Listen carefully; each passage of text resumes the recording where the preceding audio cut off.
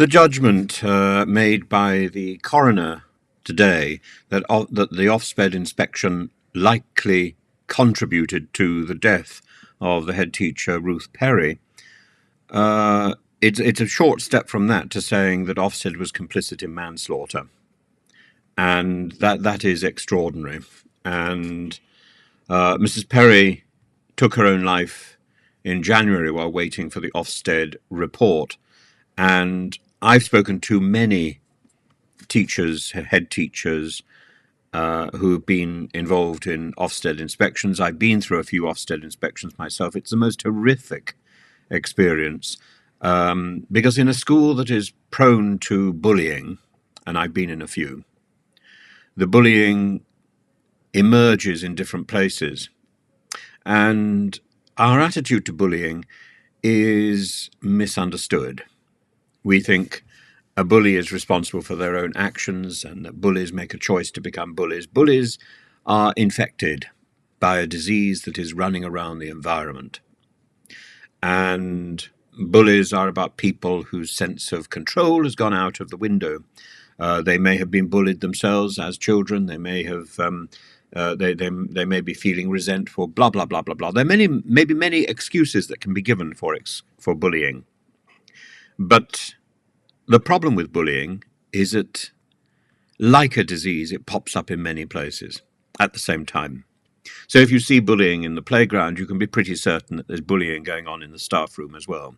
And there's nothing that is more conducive to that building that atmosphere where bullying occurs than an Ofsted inspection. That level of stress, added to the normal everyday stress that is there in running a school, is intensified to an unreasonable degree. And while 20 years ago teaching was a fairly laid-back process, frankly, today it is invested with a level of bureaucratic awareness which makes the job almost impossible.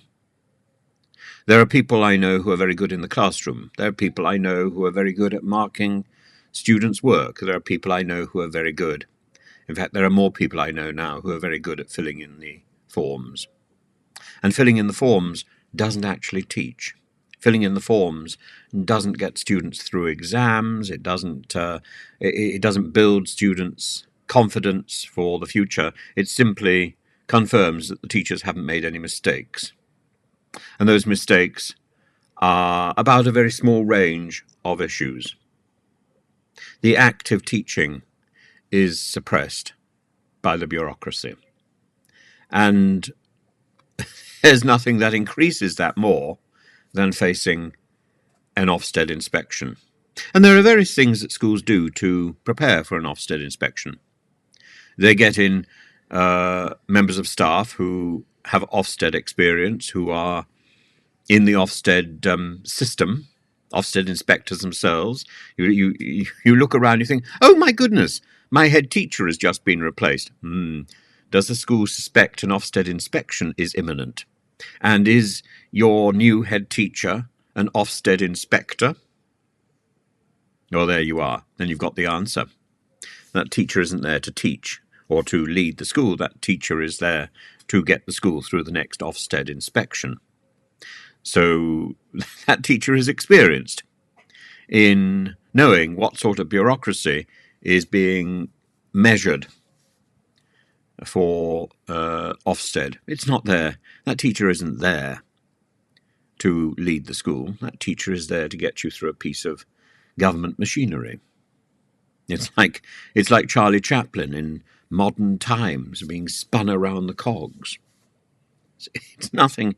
It doesn't make the cogs work better. It doesn't make the machine churn out a better product. It just allows somebody to be spun around the cogs. And I think the conduct of an Ofsted inspection, the conduct of the inspection that led to the death of Ruth Perry, is appalling. I've not spoken to anybody, and I've certainly not experienced an Ofsted inspection which I think was a pleasant experience or a positive experience or contributed in any way to the life of the school. There are better ways to do this, and I hope the government is going to take note of the findings of the coroner and change the system dramatically. In fact, abolish the system.